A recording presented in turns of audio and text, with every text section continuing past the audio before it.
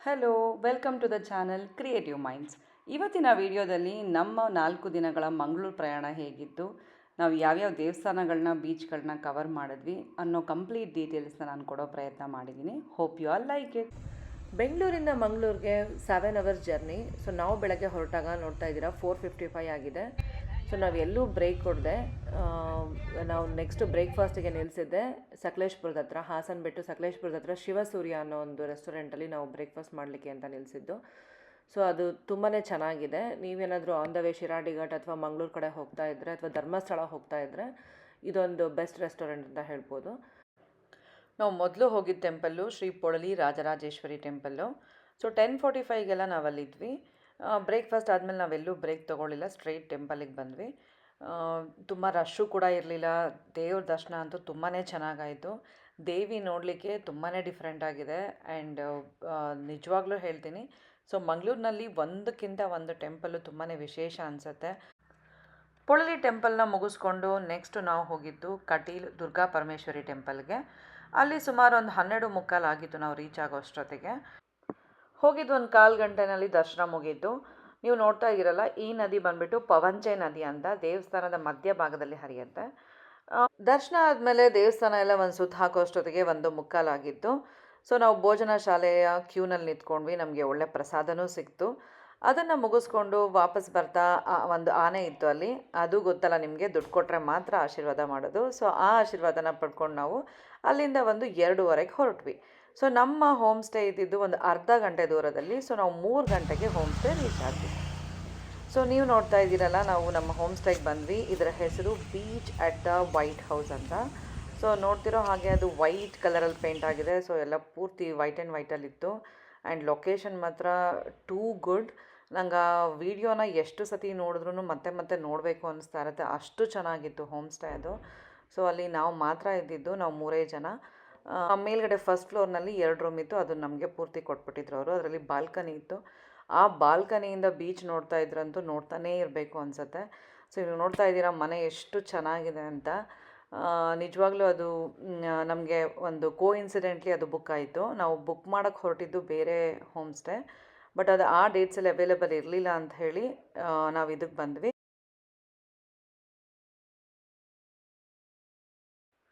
So ಈ ಮನೇನ ನೋಡ್ತಾ ನೋಡ್ತಾ ನಮಗೆ 5 ಗಂಟೆ ಆಗಿದ್ದೇ ಗೊತ್ತಾಗಲಿಲ್ಲ. ಆ ಮನೆಯಲ್ಲಿ ಕೆಳಗಡೆ ಇರೋ ಒಂದು ರೂಮ್ನಲ್ಲಿ ಒಂದು ಕಪಲ್ ಇರ್ತಾರೆ. ಸೊ ಅವರು ನಿಮಗೆ ಏನಾದರೂ ಸ್ನ್ಯಾಕ್ಸ್ ಅಥವಾ ಬ್ರೇಕ್ಫಾಸ್ಟಿಗೆ ಏನಾದರೂ ಬೇಕಾದರೆ ಮಾಡಿಕೊಡ್ತಾರೆ. ಸೊ ನಮಗೆ 5 ಗಂಟೆ ಆಗಿದ್ದರಿಂದ ಅವ್ರು ಕೇಳಿದ್ರು ಏನು ಬೇಕು ಅಂತ. ನಾವು ಸಿಂಪಲ್ಲಾಗಿ ಪಕೋಡ ಮತ್ತು ಟೀ ಸಾಕು ಅಂತ ಹೇಳಿದ್ವಿ. ಸ್ನ್ಯಾಕ್ಸ್ ಆದಮೇಲೆ ನಾವು ಹೋಗಿದ್ದು ಹೋಮ್ ಸ್ಟೇ ಎದುರುಗಡೆ ಕಾಣಿಸೋವಂಥ ಈ ಬ್ಯೂಟಿಫುಲ್ ಬೀಚ್ಗೆ. ಸನ್ಸೆಟ್ ಕೂಡ ಆಗಿದ್ದರಿಂದ ಫೋಟೋಸ್ ಅಂತೂ ಸಿಕ್ಕಾಪಟ್ಟೆ ಚೆನ್ನಾಗಿ ಬರ್ತಿತ್ತು. ಆಡಲಿಕ್ಕೂ ಕೂಡ ತುಂಬ ಚೆನ್ನಾಗಿತ್ತು. ಸೊ ನೋಡ್ತಾ ಇದ್ದೀರಲ್ಲ, home stay ಎದುರುಗಡೆದೇ beach.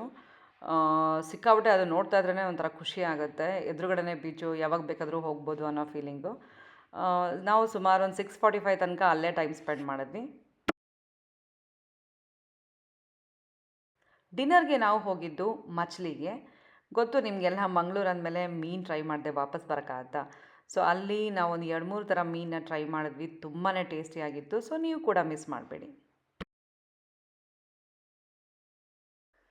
Welcome to day 2. ನಾವು 2ನೇ ದಿನ ಮನೆ ಬಿಟ್ಟಾಗ 6 ಗಂಟೆ ಆಗಿತ್ತು. ಫಸ್ಟ್ ಹೋಗಿದ್ದು ಆನೆಗುಡ್ಡೆ ಶ್ರೀ ವಿನಾಯಕ ದೇವಸ್ಥಾನಕ್ಕೆ. ಅಲ್ಲಿ ದರ್ಶನ ಮುಗಿಸ್ಕೊಂಡು ನೆಕ್ಸ್ಟ್ ಹೋಗಿದ್ದು ಉಡುಪಿ ಶ್ರೀ ಕೃಷ್ಣ ಮಠಕ್ಕೆ. ಕೃಷ್ಣ ಮಠಕ್ಕೆ ಹೋದಾಗ 7:45 ಆಗಿತ್ತು. ಸುಮಾರು 9:30ವರೆಗೂ ನಮ್ಗೆ ಅಲ್ಲೇ ಆಯಿತು. ಅಲ್ಲಿ ಒಳಗಡೆ ಸುಮಾರು ಒಂದು 3-4 ದೇವಸ್ಥಾನ ಇದೆ. ಸೊ ಅದನ್ನೆಲ್ಲ ಮುಗಿಸ್ಕೊಂಡು ನಾವು ಹೋಗಿದ್ದು ಪಂಚದುರ್ಗಾ ಪರಮೇಶ್ವರಿ ಟೆಂಪಲ್ಗೆ. ಆ ದೇವಸ್ಥಾನವೂ ಅಷ್ಟೇ ತುಂಬ ಬ್ಯೂಟಿಫುಲ್ ಆಗಿತ್ತು. ನಾನು ಆಗಲೇ ಹೇಳ್ದಂಗೆ ಮಂಗಳೂರಿನಲ್ಲಿ ಹೆಜ್ಜೆ ಹೆಜ್ಜೆಗೂ ದೇವಸ್ಥಾನಗಳು ಮತ್ತು ಒಂದಕ್ಕಿಂತ ಒಂದು ತುಂಬಾ ಚೆನ್ನಾಗಿದೆ. ನಾವು ಆಲ್ರೆಡಿ ಒಂದು ಮೇನ್ ಟೆಂಪಲ್ಸನ್ನ ಲಿಸ್ಟ್ ಮಾಡ್ಕೊಂಡಿದ್ವಿ. ಪಂಚದುರ್ಗಾ ಪರಮೇಶ್ವರಿ ದೇವಿನ ದರ್ಶನ ಮಾಡಿಕೊಂಡು ನಾವು ಇನ್ನೇನು ಹೊರಡಬೇಕು ಅಂತ ಇದ್ವಿ. ಅಲ್ಲಿ ಒಬ್ಬರು ಹೇಳಿದ್ರು, ಇಲ್ಲಿ ಕಲ್ಯಾಣಿ ಇದೆ, ತುಂಬ ಚೆನ್ನಾಗಿದೆ, ಅಲ್ಲಿ ವಿಸಿಟ್ ಮಾಡಿ ಅಂತ. ಸೊ ಅಲ್ಲೇ ಕೆಳಗಡೆ ಒಂದಷ್ಟು ಸ್ಟೆಪ್ಸ್ಗಳನ್ನ ಇಳ್ಕೊಂಡೋದ್ರೆ ಒಂದು ಸುಂದರವಾದ ಕಲ್ಯಾಣಿ ಇತ್ತು. ಹಾಗೆ ಅಲ್ಲಿ ಒಂದು ಆಂಜನೇಯ ಸ್ವಾಮಿ ದೇವಸ್ಥಾನದ್ದು ಜೀರ್ಣೋದ್ಧಾರ ಕೆಲಸ ಕೂಡ ನಡೀತಾ ಇತ್ತು.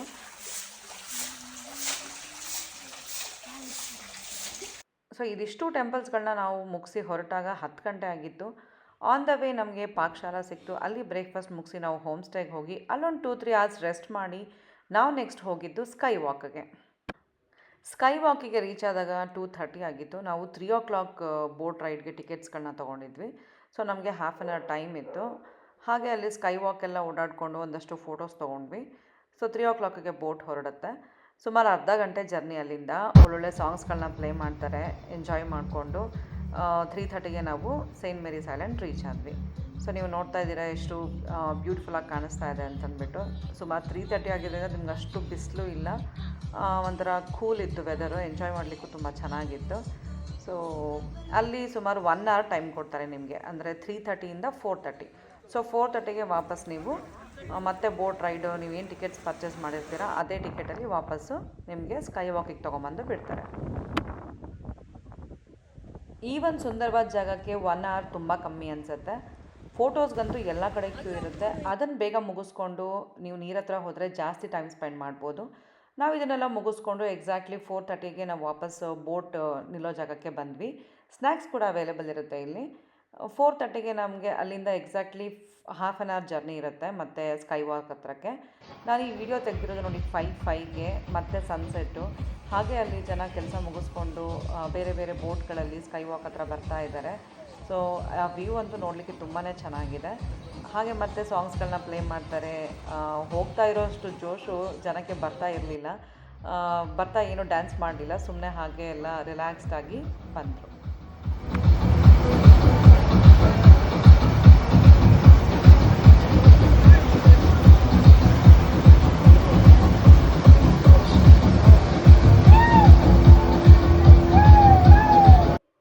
ಸೇಂಟ್ ಮೇರೀಸ್ ಐಲ್ಯಾಂಡ್ ಮುಗಿಸ್ಕೊಂಡು ನಾವು ಸ್ಕೈ ವಾಕಿಗೆ ಬಂದಾಗ 5:10 ಆಗಿತ್ತು. ಅಲ್ಲಿಂದ ಜಸ್ಟ್ 10 ಮಿನಿಟ್ಸಲ್ಲಿ ನಿಮಗೆ ಮಲ್ಪೆ ಬೀಚ್ ಸಿಗುತ್ತೆ. ಸೊ ಆ ಮಲ್ಪೆ ಬೀಚ್ನಲ್ಲಿ ಆ್ಯಕ್ಟಿವಿಟೀಸ್ ಜಾಸ್ತಿ ಇರುತ್ತೆ. ನಿಮಗೆ ಆ್ಯಕ್ಟಿವಿಟೀಸ್ ಮಕ್ಕಳಿಗೆ ಆಡಿಸ್ಬೇಕು ಅಂತಂದರೆ ನೀವು ಅದೇ ಬೀಚ್ಗೆ ಹೋಗಬೇಕು. ಫಸ್ಟ್ ಆ್ಯಕ್ಟಿವಿಟಿ ಟ್ರೈ ಮಾಡಿದ್ದು ಪ್ಯಾರಾಸೈಲಿಂಗ್. ಸಖತ್ತಾಗಿತ್ತು, ಸೂಪರ್ ಎಕ್ಸೈಟಿಂಗ್ ಆಗಿತ್ತು. ಹಾಗೆ ನಿಮ್ಗೊಂದಷ್ಟು ದೂರ ಬೋಟ್ನಲ್ಲಿ ಅವರು ಕರ್ಕೊಂಡೋಗಿ ಅಲ್ಲಿಂದ ಪ್ಯಾರಾಸೈಲಿಂಗ್ ಮಾಡಿಸ್ತಾರೆ. ವ್ಯೂ ಅಂತೂ ಮೇಲ್ಗಡೆಯಿಂದ ತುಂಬಾ ಚೆನ್ನಾಗಿರುತ್ತೆ. ನೀವೇನಾದರೂ ಮಲ್ಪೆ ಬೀಚಿಗೆ ಹೋದರೆ ಡೆಫಿನೆಟ್ಲಿ ಟ್ರೈ ಮಾಡಿ. ವಾಟರ್ ಸ್ಪೋರ್ಟ್ಸ್ ಆ್ಯಕ್ಟಿವಿಟೀಸ್ ಬಂದು ನಿಮಗೆ 500 ರೂಪೀಸಿಂದ 2000ವರೆಗೂ ಇರುತ್ತೆ. ಪ್ಯಾರಾಸೈಲಿಂಗ್ 800 ರೂಪೀಸ್ ಪರ್ ಪರ್ಸನ್ ಇತ್ತು. ಹಾಗೆ banana boat rides, jet skiing, speed boat trips ಎಲ್ಲ ಇರುತ್ತೆ. ATV ಬೈಕ್ ರೈಡು ಇದು 300 ರೂಪೀಸ್ ಪರ್ ಪರ್ಸನ್. ಸೊ ಇದು ಮುಗಿಸೋಷ್ಟೊತ್ತಿಗಾಗಲೇ 7:00 ಆಗಿತ್ತು. ಅಲ್ಲಿ ಕತ್ಲೆ ಆದಮೇಲೆ ಏನೂ ಆ್ಯಕ್ಟಿವಿಟೀಸ್ ಇರಲ್ಲ. ಚೇಂಜಿಂಗ್ ರೂಮ್ಸ್ ಕೂಡ ಅವೈಲೇಬಲ್ ಇರುತ್ತೆ. ಬೀಚಿಗೆ ತುಂಬ ಈಸಿ ಆಕ್ಸೆಸಿಬಲ್ಲು. ಹಾಗೆ ಫುಡ್ ಸ್ಟ್ರೀಟ್ ಕೂಡ ತುಂಬ ಚೆನ್ನಾಗಿರುತ್ತೆ, ವೆರೈಟಿ ಫುಡ್ಡು. ನಾವು ಹಾಗೆ ಅಲ್ಲೇ ಸ್ನ್ಯಾಕ್ಸ್ ಮುಗಿಸ್ಕೊಂಡು ಮತ್ತೆ ಹೋಮ್ ಸ್ಟೇಗೆ ವಾಪಸ್ ಬಂದ್ವಿ. ಸೊ ಮಂಗಳೂರಿನಲ್ಲಿ 2 ದಿನ ಆಗಿದ್ದೇ ಗೊತ್ತಾಗಲಿಲ್ಲ. ಇದು 3ನೇ ದಿನ. ಬೆಳಗ್ಗೆ 6:00ವರೆಗೆ. ನೋಡ್ತಾ ಇದ್ದೀರಲ್ಲ ವ್ಯೂ ಎಷ್ಟು ಚೆನ್ನಾಗಿದೆ ಅಂತ. ಇಲ್ಲಿಂದ ಮತ್ತೆ ಬೇರೆ ಜಾಗಗಳಿಗೆ ಹೋಗಬೇಕು, ಬೇರೆ ಬೀಚ್ಗಳನ್ನ ನೋಡಬೇಕಂತ ನಿಜವಾಗ್ಲೂ ಅನಿಸ್ತಾ ಇರಲಿಲ್ಲ. ಹೀಗೆ ಬೀಚ್ನ ಬಾಲ್ಕನಿಗೆ ನೋಡ್ಕೊಂಡು ಕೂತ್ಕೋಬೇಕು ಅಂತ ಅನ್ನಿಸ್ತಾ ಇತ್ತು. ಅಷ್ಟು ವ್ಯೂ ತುಂಬ ಚೆನ್ನಾಗಿತ್ತು ಈ ಹೋಮ್ ಸ್ಟೇಯಲ್ಲಿ.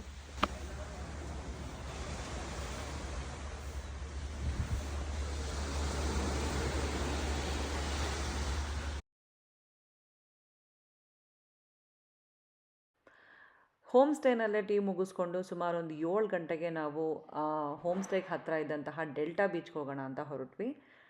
ಅಲ್ಲಿಂದ ಸುಮಾರು ಒಂದು 20 ಮಿನಿಟ್ಸ್ ಇತ್ತು ಅಷ್ಟೇ.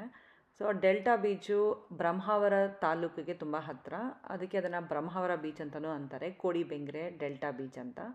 ಸೊ ಈ ಡೆಲ್ಟಾ ಬೀಚ್ ಏನು ವಿಶೇಷತೆ ಅಂತಂದರೆ ಇಲ್ಲಿ ಸ್ವರ್ಣ ಮತ್ತು ಸೀತಾ ನದಿಗಳು ಅಂಥೇಳಿ ಸಮುದ್ರವನ್ನು ಸೇರೋ ಅಂಥ ಜಾಗ, ಅಂದರೆ ಇನ್ನು ಮುಂದೆ ಹೋದರೆ. ಸೊ ಇದು ಸ್ಟಾರ್ಟಿಂಗ್ ಪಾಯಿಂಟು ಡೆಲ್ಟಾ ಬೀಚ್ದು. ಇಲ್ಲಿಂದ ನಿಮಗೆ ಪ್ರೈವೇಟ್ ಬೋಟ್ ರೈಡ್ಸ್ಗಳು ಅವೈಲೇಬಲ್ ಇರುತ್ತೆ. ನಾವು ಒಬ್ಬರ ಹತ್ರ ನೆಗೋಷಿಯೇಟ್ ಮಾಡಿ 3000ಗೆ ಫೈನಲಿ ನಮಗೆ ಒಂದು ಬೋಟ್ ರೈಡ್ ಸಿಕ್ತು. ಸೊ ಅವರು ನಮ್ಮನ್ನು ಕರ್ಕೊಂಡು ಹೋಗಿದ್ದು ಈ ಸ್ವರ್ಣ ಮತ್ತು ಸೀತಾ ನದಿಗಳು ಎಲ್ಲಿ ಸಮುದ್ರವನ್ನು ಸಂಗಮ ಆಗುತ್ತೆ ಆ ಪಾಯಿಂಟ್ನ ತೋರಿಸ್ತೀವಿ ಅಂತ ಹೇಳಿದ್ರು. ಹಾಗೆ ಅಲ್ಲಿ ಅಪರೂಪಕ್ಕೆ ಡಾಲ್ಫಿನ್ಸ್ಗಳು ಕಾಣಿಸ್ತವೆ, ನಿಮ್ಮ ಲಕ್ ಚೆನ್ನಾಗಿದ್ರೆ ನಿಮಗೆ ಕಾಣಿಸುತ್ತೆ ಅಂತಲೂ ಹೇಳಿದ್ರು. ಬಟ್ ಅದೇನೋ ಡಾಲ್ಫಿನ್ಸ್ ರೈಡ್ ಅಂತಲೇ ಸಪ್ರೇಟಾಗಿ ಕರ್ಕೊಂಡು ಹೋಗ್ತಾರಂತೆ, ಅದು ತುಂಬ ಎಕ್ಸ್ಪೆನ್ಸಿವ್ ಇರುತ್ತೆ. ಸೊ ನಾವು ಡಾಲ್ಫಿನ್ಸ್ ರೈಡ್ ಅಂತ ಹೋಗಿರಲಿಲ್ಲ, ಸುಮ್ಮನೆ ರೈಡ್ ಅಂತ ಹೋಗಿದ್ವಿ. ಈ ಬೋಟ್ ರೈಡ್ದು ಮೇನ್ ಅಟ್ರಾಕ್ಷನ್ ಬಂದುಬಿಟ್ಟು ಮ್ಯಾಂಗ್ರೋವ್ ಫಾರೆಸ್ಟು ಮತ್ತು ಆ ಸಂಗಮ ಆಗುವಂತಹ ಒಂದು ಜಾಗನ ತೋರಿಸ್ತೀವಿ ಅಂತ ಹೇಳಿದ್ರು. ಸೊ ಹಾಗಾಗಿ ಫಸ್ಟು ನಮ್ಗೆ ಅವ್ರು ಕರ್ಕೊಂಡೋಗಿದ್ದು ಈ ಮ್ಯಾಂಗ್ರೋವ್ ಫಾರೆಸ್ಟಿಗೆ. ತುಂಬಾ ಚೆನ್ನಾಗಿತ್ತು. ಇದ್ರ ಡೀಪ್ ಅಂತಲೇ ಹೇಳ್ಬೋದು. ನಾವು ಇದಕ್ಕೂ ಮುಂಚೆ ಪಾಂಡಿಚೇರಿನಲ್ಲಿ ಮ್ಯಾಂಗ್ಳೂರ್ಸ್ ಹೋಗಿದ್ವಿ. ಸೊ ಅದಕ್ಕಿಂತನೂ ಇದು ತುಂಬ ಚೆನ್ನಾಗಿತ್ತು ಅಂತ ನಮ್ಗೆ ಅನ್ನಿಸ್ತು ಪರ್ಸ್ನಲಿ. ಹಾಗೆ ಅಲ್ಲಿ ಬೋಟ್ನ ಸ್ವಲ್ಪ ಹೊತ್ತು ಸ್ಟೇ ಕೂಡ ಮಾಡಿಸ್ತಾರೆ, ಒಂದು 5 to 10 ಮಿನಿಟ್ಸು ನೀವು ಆ ಜಾಗನ ಎಂಜಾಯ್ ಮಾಡ್ಬೋದು, ಅಲ್ಲಿ ಫೋಟೋಸ್ ತೊಗೋಬೋದು. ತುಂಬ ಸೇಫಾಗಿ ಕರ್ಕೊಂಡೋದ್ರು. ಇವರು ಬೋಟ್ ರೈಡ್ ಪರ್ಸನ್ದು ಡೀಟೇಲ್ಸ್ ಬೇಕಾದರೆ ನಾನು ಹಾಕ್ತೀನಿ, ದೀಪಕ್ ಅಂತ ಹೇಳಿ. ತುಂಬಾ ಅಂದರೆ ಕಾಮಾಗಿ ಕಂಪೋಸ್ಡ್ ಆಗಿ ನಾವು ಎಲ್ಲೆಲ್ಲಿ ಹೇಳ್ತೀವೋ ಅಲ್ಲಿ ನಿಲ್ಲಿಸ್ಕೊಂಡು ಸ್ಲೋ ಆಗಿ ನಮಗೆ ಸೇಫಾಗಿ ಕರ್ಕೊಂಡೋಗಿ ಬಂದರು. ಅವ್ರದ್ದು ಕಾಂಟ್ಯಾಕ್ಟ್ ನಂಬರು ಡೀಟೇಲ್ಸ್ನ ನಾನು ಡಿಸ್ಕ್ರಿಪ್ಷನ್ ಬಾಕ್ಸಲ್ಲಿ ಹಾಕಿರ್ತೀನಿ. ಹಾಗೆ ಅವ್ರು ಹೇಳ್ತಾಯಿದ್ರು ಅವ್ರದ್ದು ಕೂಡ ಹೋಮ್ ಸ್ಟೇ ಇದೆ ಅಂತ. ಯಾರಿಗಾದ್ರೂ ಇಂಟ್ರೆಸ್ಟೆಡ್ ಇದ್ದರೆ ಚೆಕ್ ಮಾಡಿ.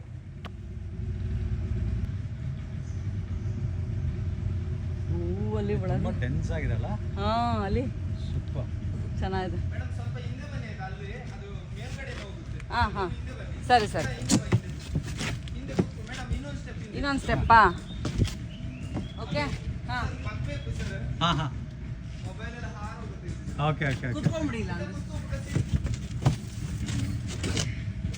ಹಿಂದೆ ಹಿಂದೆ ಹಿಂದೆ ಅವ್ರು ಇನ್ನೊಂದು ಸ್ಟೆಪ್ ಹಿಂದೆ ಬಂದು ಅದೆಲ್ಲ ಟಚ್ ಆಗುತ್ತೆ ಅಂತ. ಟಚ್ ಆಗುತ್ತೆ ಅಂತ.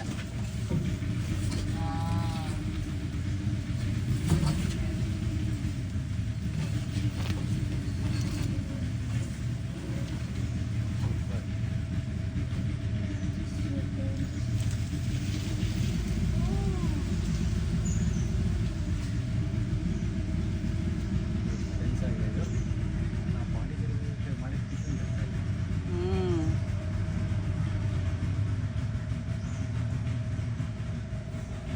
ಏನು ಸ್ಟ್ರಾಂಗ್ ಇದೆ ಇದು ಕಡ್ಡಿ.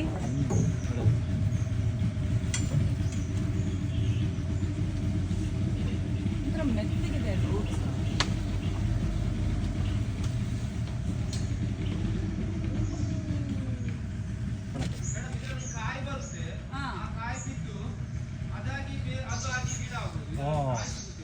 ಓಕೆ ಓಕೆ ಹಾಂ.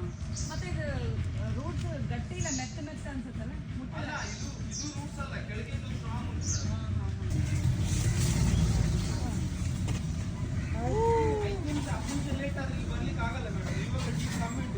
ಹಾಂ ಆಮೇಲೆ ನೀರು ಜಾಸ್ತಿ ಆಗುತ್ತಾ? ಇವಾಗ ಕಮ್ಮಿ ಆಗುತ್ತೆ, ಸಮುದ್ರಕ್ಕೆ ಹೋಗ್ತುಂಟು ನೀರೆಲ್ಲ. Okay okay.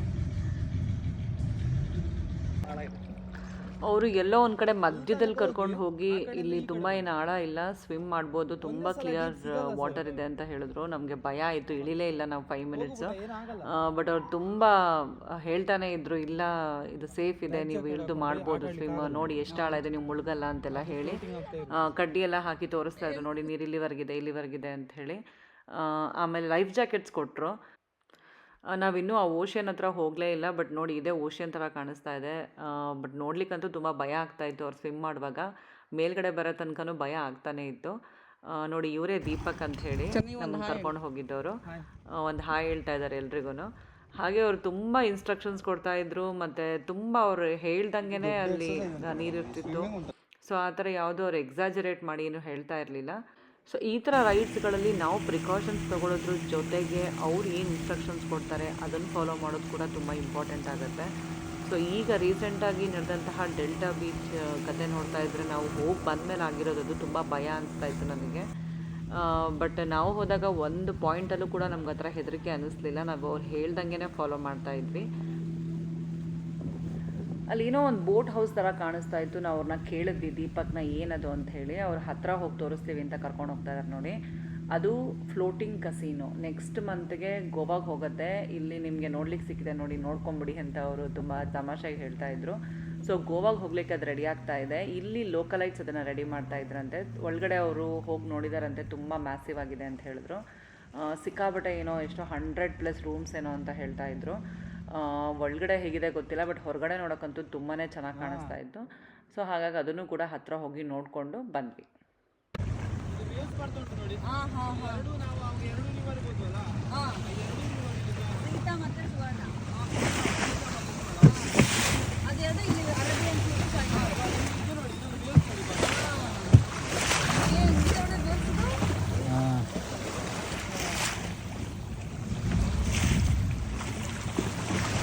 ಸೀತಾ ಮತ್ತು ಸುವರ್ಣ ನದಿಗಳು ಅರೇಬಿಯನ್ ಸೀಗೆ ಜಾಯಿನ್ ಆಗುತ್ತೆ ಇಲ್ಲಿ. ಅಲ್ಲೆಲ್ಲೂ ವೇವ್ಸ್ ಇಲ್ಲ ನೋಡಿ, ಇಲ್ಲಿ ನೋಡಿ ಜಾಯ್ನಿಂಗ್ ಪ್ಲೇಸ್. ಅದೇ ಗಟ್ಟಿ ಇಟ್ಕೊಳ್ಳಿ. ಇಲ್ಲಿ ಎಷ್ಟು ಉಂಟು ಗೊತ್ತಾ ನೀರು? 50ರಿಂದ 60 ಫೀಟ್ ಉಂಟು. ಹಾ ಕೆಳಗೋಗಿ ಟಚ್ ಆಗ್ಲಿಕ್ಕೆ ಸ್ಯಾಂಡಿಗೆ 2 ನಿಮಿಷ ಬೇಕಾಗುತ್ತೆ. ಅಯ್ಯಪ್ಪ ದೇವ್ರೆ. ಜಾಕೆಟ್ ಹಾಕಿದ್ರೆ ಪರವಾಗಿಲ್ಲ. ಇಲ್ಲಿ ಜೆಲ್ಲಿ ಫಿಶ್. ಹೋಗ್ಲಿ ಪುಟ್ಟ. ಇಲ್ವಾ ಸಂಗಮ ಎಲ್ಲ ನೋಡಿ ಆದಮೇಲೆ ವಾಪಸ್ ನಾವು ಡೆಲ್ಟಾ ಬೀಚ್ ಕಡೆ ಹೋಗೋದಿತ್ತು. ಅಷ್ಟರಲ್ಲಿ ದೀಪಕ್ ಅವ್ರು ಕೇಳ್ತಾರೆ ಇನ್ನೊಂದು ಸ್ವಲ್ಪ ಮುಂದೆ ಹೋದರೆ ಡಾಲ್ಫಿನ್ಸ್ ಗೊತ್ತಿಲ್ಲ ಸಿಕ್ಕರೂ ಸಿಗ್ಬೋದು ಅಂತ. ನಾವು ಕೂಡ ಸರಿ ಅಂತ ಹೇಳಿ ಸ್ವಲ್ಪ ದೂರ ಮುಂದೆ ಹೋಗಿ ನೋಡೋಣ ಅಂತ ಹೋದ್ವಿ. ಲಕ್ಕಿಲಿ ಸಿಕ್ತು, ಬಟ್ ಸಡನ್ನಾಗಿ ಅದನ್ನು ಶೂಟ್ ಮಾಡ್ಕೊಳ್ಳಿಕ್ಕಾಗಲಿಲ್ಲ. ಸ್ವಲ್ಪ ದೂರ ಮುಂದೆ ಅಂತ ಹೇಳಿ ತುಂಬ ಮುಂದೆ ಹೋದ್ಮೇಲಂತೂ ಭಯ ಆಗೋಕ್ಕೆ ಶುರುವಾಯಿತು. ತುಂಬ ಸ್ಟೀಪ್ ಡೀಪ್ ಮತ್ತು ಒಂಥರ ಪೆಕ್ಯುಲಿಯರ್ ಪೀಸ್ ಅಂತಲೇ ಹೇಳ್ಬೋದು. ಸೊ ಸಾಕು ವಾಪಸ್ ಹೋಗೋಣ ಅಂತ ಅಲ್ಲಿಂದ ಹೊರಡ್ಕೊಂಡು ಬಂದ್ವಿ. ಡೆಲ್ಟಾ ಬೀಚ್ ರೈಡ್ನಲ್ಲಿ ನಾವು ದೀಪಕ್ಕಾಗಿ ಎಷ್ಟು ಥ್ಯಾಂಕ್ಸ್ ಹೇಳಿದ್ರು ಕಮ್ಮಿನೇ. ತುಂಬ ಸೇಫಾಗಿ ನಮ್ಮನ್ನೆಲ್ಲ ಕರ್ಕೊಂಡೋಗಿ ಎಲ್ಲ ಜಾಗಗಳನ್ನೂ ತೋರಿಸ್ಕೊಂಡು ಸೇಫಾಗಿ ಕರ್ಕೊಂಬಂದುಬಿಟ್ರು. ಅವ್ರ ಜೊತೆ ಒಂದು ಫೋಟೋ ಕೂಡ ತೆಗೆಸ್ಕೊಂಡ್ವಿ. ಸೊ ಅಲ್ಲಿಂದ ನಾವು ಹೊರಟು ಹೋಮ್ ಸ್ಟೇಗೆ ಹೋದಾಗ 10:30 ಆಗಿತ್ತು. ಆಲ್ರೆಡಿ ತುಂಬ ಹಸಿವಾಗಿತ್ತು. ಅಲ್ಲಿ ಬ್ರೇಕ್ಫಾಸ್ಟ್ ರೆಡಿ ಇತ್ತು. ನೋಡ್ತಾ ಇದ್ದೀರಾ, ನೀರು ದೋಸೆ, ಚಟ್ನಿ ಮತ್ತು ಗೋಲಿ ಬಜೆ ವಿತ್ ಟೀ, ಒಳ್ಳೆ ಕಾಂಬಿನೇಷನು. ತುಂಬ ಹಸಿವಾಗಿದ್ದರಿಂದ ಚೆನ್ನಾಗಿ ತಿಂದ್ವಿ. ತಿಂಡಿ ಎಲ್ಲ ಆದಮೇಲೆ ಒಂದು 2 hours ರೆಸ್ಟ್ ಮಾಡಿ ಮತ್ತೆ ಮಧ್ಯಾಹ್ನ ನಾವು ಹೊರಟಿದ್ದು ಕಾಪು ಬೀಚಿಗೆ. ಸುಮಾರು 1 ಗಂಟೆಗೆಲ್ಲ ನಾವು ಹೋಮ್ ಸ್ಟೇ ಬಿಟ್ವಿ. ಅಲ್ಲಿಂದ 30 ನಿಮಿಷ ಜರ್ನಿ ಇತ್ತು ಕಾಪು ಬೀಚು. ಸೊ ನೋಡ್ತಾ ಇದ್ರಲ್ಲಿ ಎಷ್ಟು ಬಿಸಿಲಿದೆ ಅಂತ. ಈ ಬಿಸಿಲಲ್ಲಿ ಬೀಚಲ್ಲಿ ಆಟ ಆಡ್ಲಿಕ್ಕೆ ಆಗೋದಿಲ್ಲ. ಬಟ್ ಅಲ್ಲಿ ತುಂಬ ಬೀಚಸ್ಗಳು ಕವರ್ ಮಾಡೋಕ್ಕಿದ್ದರಿಂದ ನಾವು ಮಧ್ಯಾಹ್ನ ಹೊರಡಲೇಬೇಕಿತ್ತು. 1:35 ಅಷ್ಟರಲ್ಲೆಲ್ಲ ರೀಚ್ ಆಗಿದ್ವಿ. ಸೊ ಒಂದು 2:45 ತನಕ ಅಲ್ಲೇ ಟೈಮ್ ಸ್ಪೆಂಡ್ ಮಾಡಿ ಹಾಗೆ ಅಲ್ಲೇ ಊಟನೂ ಮುಗಿಸ್ಕೊಂಡು ಒಂದು 3:10 ಆಗಿತ್ತು ನಾವು ಅಲ್ಲಿಂದ ಹೊರಟಾಗ. ಅಲ್ಲಿಂದ ಒಂದು 5-10 ಮಿನಿಟ್ಸ್ ಡಿಸ್ಟೆನ್ಸಲ್ಲಿ ನಮಗೆ ಮಟ್ಟು ಬೀಚ್ ಇದೆ. ಸೊ ನೀವು ನೋಡ್ತಾ ಇದ್ದೀರಲ್ಲ, ಇದೇ ಮಟ್ಟು ಬೀಚು. ಇಲ್ಲಿಗೆ ರೀಚ್ ಆದ್ವಿ ನಾವು. ಮಟ್ಟು ಬೀಚ್ನಲ್ಲಿ ನಾವು ಜಾಸ್ತಿ ಟೈಮ್ ಸ್ಪೆಂಡ್ ಮಾಡಲಿಲ್ಲ.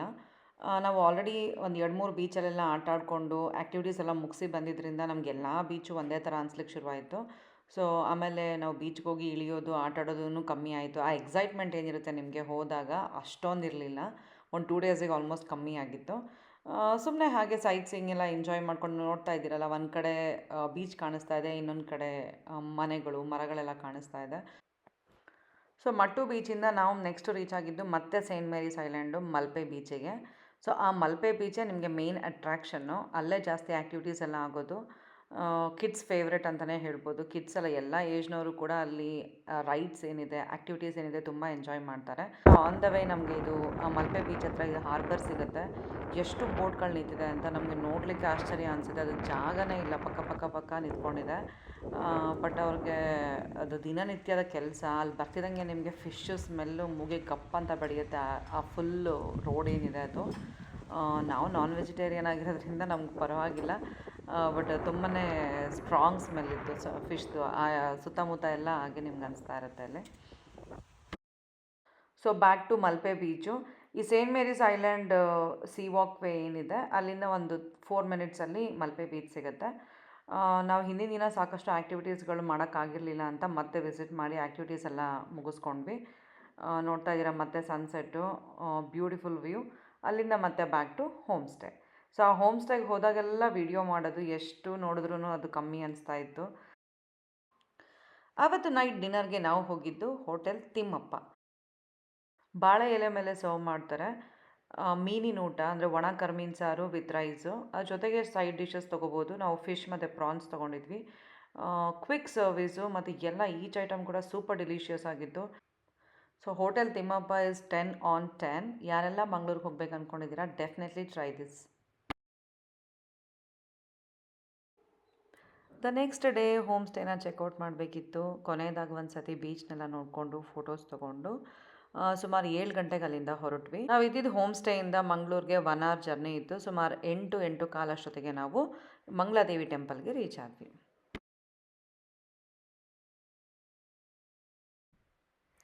ಇದು ದೇವಸ್ಥಾನದ ಎಂಟ್ರೆನ್ಸು. ಸೊ ಇಲ್ಲಿಂದ ಒಳಗಡೆ ಹೋದರೆ ಮತ್ತೆ ದೇವಸ್ಥಾನದ ಮುಂಭಾಗನೇ ಸಿಗುತ್ತೆ. ಅದ್ರ ಒಳಗೆ ಟೆಂಪಲ್ ಇರೋದು. ತುಂಬಾ ಸ್ಪೇಷಿಯಸ್ ಆಗಿತ್ತು. ರಶ್ ಏನಿರಲಿಲ್ಲ. ನಾವು ಹೋಗಿರೋದು ವೀಕ್ ಡೇಸ್ ಆಗಿದ್ದರಿಂದ ಎಲ್ಲೂ ನಮಗೆ ರಶ್ ಅನಿಸ್ಲಿಲ್ಲ. ಸೊ ಬೇಗ ದರ್ಶನ ಆಯಿತು. ಅಲ್ಲಿ ಮುಗಿಸ್ಕೊಂಡು ನಾವು ಸುಮಾರು 8:45ಗೆಲ್ಲ ಕದ್ರಿ ಮಂಜುನಾಥ ಸ್ವಾಮಿಗೆ ರೀಚ್ ಆದ್ವಿ. ಇಲ್ಲಿ ದರ್ಶನ ಎಲ್ಲ ಮುಗಿಸೋ ಅಷ್ಟೊತ್ತಿಗೆ 9:45 ಆಗಿತ್ತು. ಆ್ಯಸ್ ಯೂಶ್ವಲ್ ಮತ್ತು ಬ್ರೇಕ್ಫಾಸ್ಟ್ ಟೈಮು ಹೊಟ್ಟೆ ಹಸಿಲಿಕ್ಕೆ ಶುರುವಾಯಿತು. ಆನ್ ದ ವೇ ಅಲ್ಲೇ ಹತ್ತಿರದಲ್ಲಿ ದುರ್ಗಾ ವೈಭವ ಸಿಕ್ತು, ಪ್ಯೂರ್ ವೆಜ್ ರೆಸ್ಟೋರೆಂಟ್. ಸೊ ಇಲ್ಲಿ ಮಂಗಳೂರಿನಲ್ಲಿ ಇದ್ದಿದ್ದರಿಂದ ನಾವು ಅಲ್ಲಿರೋ ಸ್ಪೆಷಲ್ ಡಿಶ್ಗಳನ್ನ ಟ್ರೈ ಮಾಡಬೇಕು ಅಂತ ಅಂದ್ಕೊಂಡ್ವಿ. ಕೆಲವೊಂದು ಹೆಸರುಗಳು ನಮಗೇನು ಗೊತ್ತಿರಲಿಲ್ಲ, ಬಟ್ ಆದರೂ ಸ್ಟಿಲ್ ಆರ್ಡ್ರ್ ಮಾಡಿ ಅದೇನು ಟ್ರೈ ಮಾಡೋಣ ಅಂತ ಹೇಳಿ ನೋಡ್ತಾ ಇದ್ದೀರಾ. ಅಲ್ಲಿನ ಸ್ಪೆಷಲ್ಲು ಮಂಗಳೂರು ಬನ್ಸು, ಗೋಲಿ ಬಜೆ ಮತ್ತು ಕಡುಬು ಅಂತದೇನೋ ಒಂದು ಸ್ಪೆಷಲ್ ಇತ್ತು. ಆ ಥರ ಎಲ್ಲ ಸುಮಾರು ತೊಗೊಂಡ್ವಿ. ಎಲ್ಲ ತಿಂದು ಕೊನೆಗೆ ಬಿಲ್ ನೋಡಿದ್ರೆ ಇಷ್ಟೊಂದು ಕಮ್ಮಿನಾ ಅಂತ ಅನಿಸ್ತು. ಅದಕ್ಕೆ ನಾನು ಆ ಬಿಲ್ ಕೂಡ ನಾನಿಲ್ಲಿ ಹಾಕಿದ್ದೀನಿ, ಒಂದ್ಸತಿ ನೋಡಿ.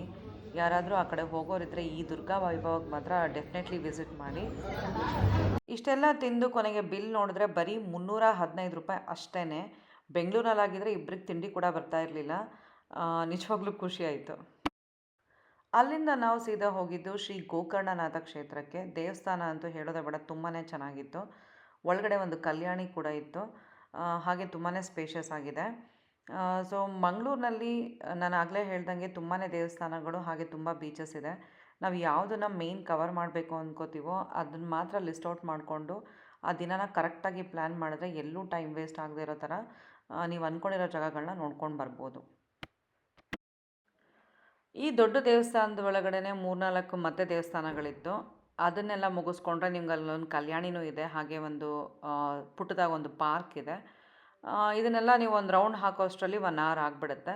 ಸೊ ನಮಗೆ ಟೈಮ್ನು 12 ಗಂಟೆ ಆಗಿತ್ತು. ನಾವು ಅಲ್ಲಿಂದ ಇನ್ನೇನು ನಮಗೆ ಪ್ಲೇಸಸ್ ಇರಲಿಲ್ಲ. ಸೊ ಸ್ಟ್ರೈಟ್ ಬ್ಯಾಂಗ್ಳೂರ್ಗೆ ಹೊರಡೋದಿತ್ತು ನಮಗೆ. ಸೊ ಒಂದು ಲಾಸ್ಟ್ ಡೆಸ್ಟಿನೇಷನ್ ಮಿಸ್ ಆಗಿತ್ತು. ಯಾವುದು ಗೊತ್ತಾ? Pabbas ice cream. ಸೊ ಮಂಗಳೂರಿಗೆ ಬಂದು ಪಬ್ಬಾಸ್ಗೆ ಹೋಗಿಲ್ಲ ಅಂದರೆ ಹೇಗೆ ಹೇಳಿ. ಇದ್ರ ಲಂಚ್ ಟೈಮ್ ಆಗಿತ್ತು. ಸೊ ನಾವು ಸ್ಟ್ರೈಟ್ ಅವೇ ಒಂದು 12:45 ಹಂಗೆ ಪಬ್ಬಾಸಿಗೆ ರೀಚ್ ಆದ್ವಿ. ಪಬ್ಬಾಸು ಒಂದು ಮಾಲ್ ಒಳಗಡೆ ಇದೆ. ನೋಡ್ತಾ ಇದ್ರಲ್ಲ ಮೆನು, ಐಸ್ ಕ್ರೀಮ್ ಥಾಲಿ ಅಂತ ಬೇರೆ ಇದೆ. ಸೊ ನಾವು ಬೆಳಗ್ಗೆ ರೂಮ್ ಚೆಕ್ಔಟ್ ಮಾಡಿದಾಗಿಂದ ಬಿಸಿಲಲ್ಲಿ ತುಂಬ ತಿರುಗಾಡಿದ್ವಿ. ತುಂಬಾ ಬಾಯಾರಿಕೆ ಆಗಿತ್ತು. ಇಲ್ಲಿ ಐಸ್ ಕ್ರೀಮ್ಸ್ ವೆರೈಟಿ ನೋಡ್ತಾ ಇದ್ರೆ ಏನು ಆರ್ಡರ್ ಮಾಡಬೇಕಂತಲೇ ಗೊತ್ತಾಗ್ತಾ ಇಲ್ಲ. ಸೊ ಲಂಚ್ ಟೈಮ್ ಬೇರೆ ಆಗಿದ್ದರಿಂದ ನಮಗೆ ಸಾಲಿಡಾಗಿ ಏನಾದ್ರು ಸ್ವಲ್ಪ ತಿನ್ನಬೇಕಿತ್ತು first. So sandwich, pav bhaji ಎಲ್ಲ ಆದಮೇಲೆ ಮಿಲ್ಕ್ ಶೇಕ್ಸ್ ತೊಗೊಂಡ್ವಿ. ಹಾಗೆ ಲಾಸ್ಟಿಗೆ ಐಸ್ ಕ್ರೀಮ್ಸ್ ತೊಗೊಂಡ್ವಿ. ಒಂದು 3-4 ವೆರೈಟಿ ಟ್ರೈ ಮಾಡಿದ್ವಿ. ಎಲ್ಲನೂ ತುಂಬಾ ಚೆನ್ನಾಗಿತ್ತು. ಸೊ ಬಿಲ್ ಬಂದು 535 ಆಗಿದೆ ನೋಡಿ. ಬ್ಯಾಂಗ್ಳೂರಲ್ಲಾಗಿದ್ದರೆ ಮೋಸ್ಟ್ಲಿ ಒಂದು ಐಸ್ ಕ್ರೀಮ್ ಸಿಗ್ತಿತ್ತು ಅನಿಸುತ್ತೆ ನಮಗೆ. ಅಷ್ಟರಲ್ಲಿ ನಮ್ಮದು ಊಟನೇ ಆಗೋಗ್ಬಿಟ್ಟಿತ್ತು ಅಲ್ಲಿ. ಓವರಾಲ್ ಇದೊಂದು ಬಡ್ಜೆಟ್ ಫ್ರೆಂಡ್ಲಿ ಟ್ರಿಪ್ ಅಂತಲೇ ಹೇಳ್ಬೋದು. Very economical. ನಮಗೆ 4 ದಿನಕ್ಕೆ ಖರ್ಚಾದಂತಹ ದುಡ್ಡು 45,000 including stay, tickets, games, everything. ನೀವು ಏನಾದರೂ ಮಂಗಳೂರು ನೋಡಿಲ್ಲ, ಹೋಗಬೇಕು ಅಂತ ಪ್ಲ್ಯಾನ್ ಮಾಡ್ತಾ ಇದ್ದರೆ ಈ ವಿಡಿಯೋ ನಿಮಗೋಸ್ಕರ. ಏನಾದರೂ ಡೀಟೇಲ್ಸ್ ಮಿಸ್ಸಿಂಗ್ ಇದ್ದರೆ ಕಾಮೆಂಟ್ ಸೆಕ್ಷನಲ್ಲಿ ಕೇಳಿ, ನಾನು ಡೀಟೇಲ್ಸ್ನ ಇನ್ಕ್ಲೂಡ್ ಮಾಡ್ತೀನಿ. ಥ್ಯಾಂಕ್ಸ್ ಫಾರ್ ವಾಚಿಂಗ್ ಅಂತ ಹೇಳ್ತಾ ಹೀಗೆ ಎಂಕರೇಜ್ ಮಾಡ್ತಾ ಇರಿ. Thank you all. ಬಾಯ್.